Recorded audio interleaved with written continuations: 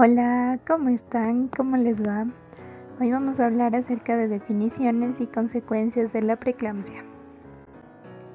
Hablando de la hipertensión gestacional, esta se va a diagnosticar en mujeres las cuales tengan una presión arterial de 140/90 o más y que esta sea por primera vez después de la mitad del embarazo y además sin proteinuria.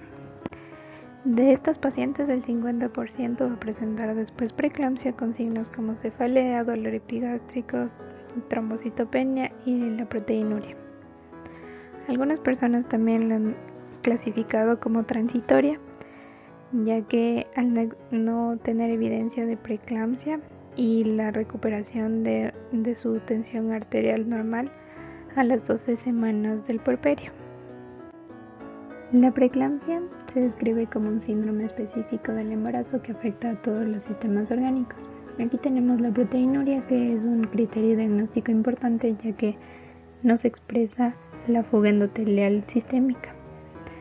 La excreción anormal de proteínas se define como la excreción urinaria mayor a 300 miligramos en 24 horas o una razón proteína creatinina mayor a 0.3 o en la tira reactiva de una cruz, que esto equivale a 30 miligramos en 100 ml.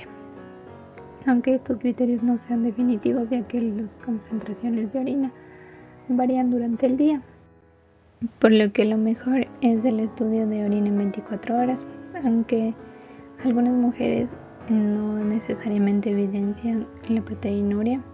Se han tomado otros criterios para la afectación orgánica, que puede ser trombocitopenia, disfunción renal, necrosis hepatocelular o alteraciones en el sistema nervioso central.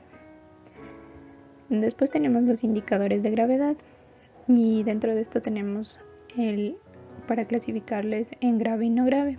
Aquí les dejo un cuadrito en donde están los criterios para poder diferenciarle. Dentro de los síntomas tenemos síntomas que son específicos o más característicos como las cefaleas, trastornos visuales como los escotomas, que son predominantemente en la eclampsia, el dolor epigástrico o en el cuadrante superior derecho, que este va a ser signo de la necrosis hepatocelular por la isquemia y el edema de la cápsula de Gleason. La trombocitopenia, que es característica de la preeclampsia progresiva grave. Otros factores que nos indican preeclampsia grave puede ser la afectación cardíaca o renal y en el crecimiento del feto. Después tenemos a la eclampsia, que estas crisis convulsivas son generalizadas y pueden aparecer antes, durante o después del trabajo de parto. Y tenemos que tomar en cuenta que hasta el 25% de las crisis de origen eclántico aparece más allá de las 48 horas. La preeclampsia superpuesta a hipertensión crónica. Esta se va a diagnosticar en las mujeres que tengan tensiones documentadas mayores o iguales a 140/90 antes del embarazo o de la semana 20 gestacional. Esto nos va a generar problemas en las pacientes que no se hayan atendido sino hasta después de la mitad del embarazo, ya que en condiciones normales, en el segundo y principios del tercer trimestre, las presiones van a bajar, tanto en normotensas como en hipertensas crónicas. Por lo que si una mujer tiene una vasculopatía no diagnosticada, va a tener valores dentro del límite normal. Y en el tercer trimestre vamos a tener que vuelve a sus valores de hipertensión y no vamos a poder diferenciar si es que esta ya era una hipertensión crónica o si es inducida por el embarazo. En algunas mujeres con hipertensión crónica, la presión va a aumentar anormalmente después de la semana 24. Y si es que la hipertensión es nueva o agravación de una preexistente y se acompaña de proteinuria de inicio reciente u otros datos como la trombocitopenia, insuficiencia renal, compromiso hepático o los síntomas cerebrales, se va a diagnosticar una preeclampsia superpuesta. En comparación con la otro tipo que podemos decir como la pura, esta agregada va a ser mucho más grave y va a aparecer en una etapa más temprana del embarazo. Y esta también se va a acompañar de restricción de crecimiento intrauterino. Y también se utilizan los mismos criterios que les mostré en el cuadrito anterior de grave y no grave para poder caracterizar con más detalle a este tipo de preeclampsia. Aquí tenemos la clasificación que nos da en la guía el Ministerio de Salud. En esta se le clasifica como menor o mayor de 20 semanas de gestación. Dentro de esto tenemos la hipertensión crónica con o sin morbilidades, en las que los criterios van a ser la presión mayor a 140/90, que esté antes del embarazo o de las 20 semanas y que persista después de las 12 semanas de posparto. La preeclampsia-eclampsia, que es preeclampsia con o sin signos de gravedad. Con signos de gravedad, esta se refiere a que la presión igual mayor a 140/90, que tenga uno o más criterios de afectación de órgano blanco, y sin signos de gravedad es la tensión arterial, la sistólica mayor o igual a 140 y menor a 160, la diastólica mayor o igual a 90 y menor a 110, más la proteinuria y sin criterios de gravedad ni afectación de órgano blanco. Y la eclampsia, que es el desarrollo de convulsiones tónico-clónicas generalizadas. Puede haber coma en las mujeres con preeclampsia durante el embarazo, el parto o el puerperio, y no es atribuible a otras patologías o condiciones neurológicas. Después tenemos mayor a 20 semanas, donde está la hipertensión gestacional, que igual la tensión arterial es mayor a 140/90, que es a partir de las 20 semanas y tiene ausencia de proteinuria. Después tenemos la hipertensión crónica con preeclampsia o eclampsia sobreañadida, la preeclampsia y eclampsia, y dentro de otros tenemos la preeclampsia o eclampsia posparto, en la que tenemos criterios de eclampsia o preeclampsia después del parto. Después del efecto hipertensivo transitorio, en el que se eleva la presión por estímulos ambientales como el dolor durante el parto, y el efecto hipertensivo de bata blanca, en el que la presión se eleva más de 140/90 en el consultorio, pero fuera del consultorio vuelve a sus valores normales. Y el enmascarado, en el que sucede lo contrario, que dentro del consultorio tiene valores normales y fuera del consultorio es elevada. Ahora vamos a hablar acerca de las complicaciones. Dentro de las complicaciones vamos a tener maternas y fetales. En las maternas vamos a hablar del síndrome de HELLP. Esta es una complicación que se caracteriza por el daño endotelial microvascular, seguido por activación, agregación y consumo de plaquetas que conllevan a una isquemia distal y necrosis hepatocelular. Es una complicación de la preeclampsia grave, aunque el 15% de los casos puede ocurrir en ausencia de signos de la misma. Se estima que ocurre en 3 de cada 1000 embarazos, produciendo una mortalidad materna del 1 al 2% y fetal del 10 al 35%, y esto depende de la edad gestacional al momento del parto.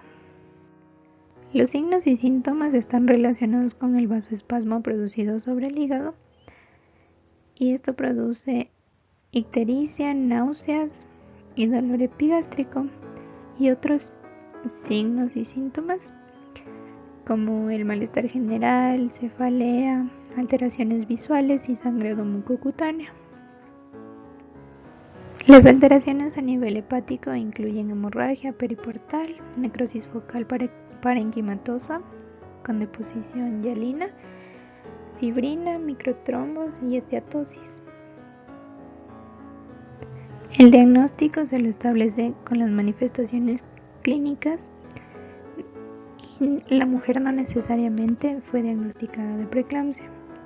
Y con la alteración de las pruebas de laboratorio.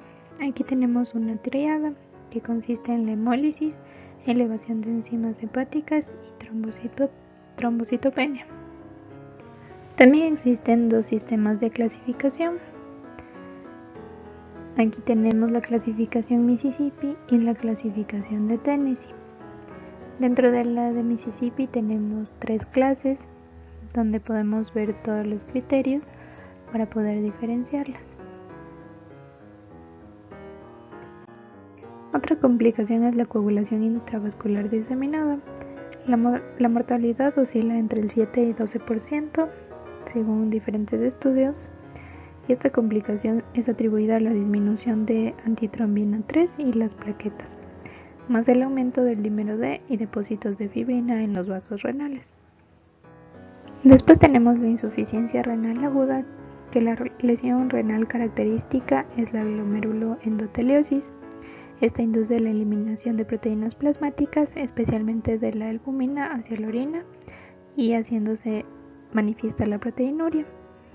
El flujo renal y la filtración glomerular se ven disminuidos, ocasionando retención de sodio, reducción en el aclaramiento del ácido úrico y aumento en los niveles de creatinina cuando la función renal ha reducido su eficiencia a la mitad. La hemorragia cerebral es la principal causa de muerte en pacientes con preeclampsia severa y eclampsia.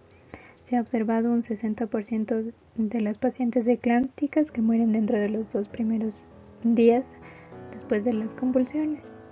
En la mayoría de casos, estas ingresan en coma después de haber presentado cefaleas y convulsiones en el domicilio.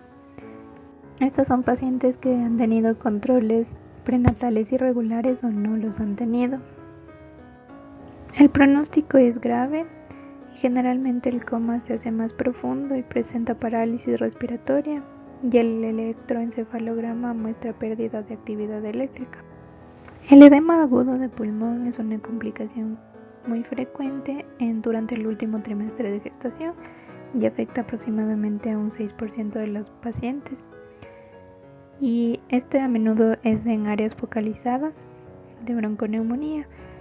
La muerte suele producirse en el periodo posparto y se caracteriza por un intenso sufrimiento respiratorio, hipoxemia grave y estertores difusos en la auscultación. Las complicaciones fetales se dan por una alteración del flujo o por infartos placentarios, y es más frecuente la prematurez, la restricción de crecimiento intrauterino y los oligohidramios. La prematurez en un 62% y el RCIO en un 31%. Esto se va a deber a la severidad de la hipertensión, así como la cronicidad. Ahora vamos a hablar acerca de las consecuencias a largo plazo. Dentro de estas tenemos la morbilidad cardiovascular y neurovascular. En diferentes estudios, en comparación con embarazadas normotensas, la prevalencia de cardiopatía isquémica y apoplejía fueron más altas en pacientes que habían tenido hipertensión gestacional. La incidencia de hipertensión crónica aumentó 5.2 veces en las personas que tuvieron hipertensión gestacional, 3.5 después de una preeclampsia, y después de una preeclampsia leve se elevó a 6.4. Aunque también hay que tener en cuenta que estos resultados adversos también se relacionan a síndromes metabólicos, diabetes, obesidad, dislipidemia y aterosclerosis. En las secuelas renales se realizaron estudios y las mujeres que tuvieron preeclampsia se relacionaron con nefropatías, aunque el riesgo de insuficiencia renal era pequeño. También se vio que el flujo sanguíneo renal es disminuido. Dentro de las secuelas neurológicas se han realizado estudios donde el 40% de mujeres habían padecido eclampsia, tenían lesiones en la sustancia blanca agregadas más numerosas en comparación con el 17% de mujeres normotensas de control.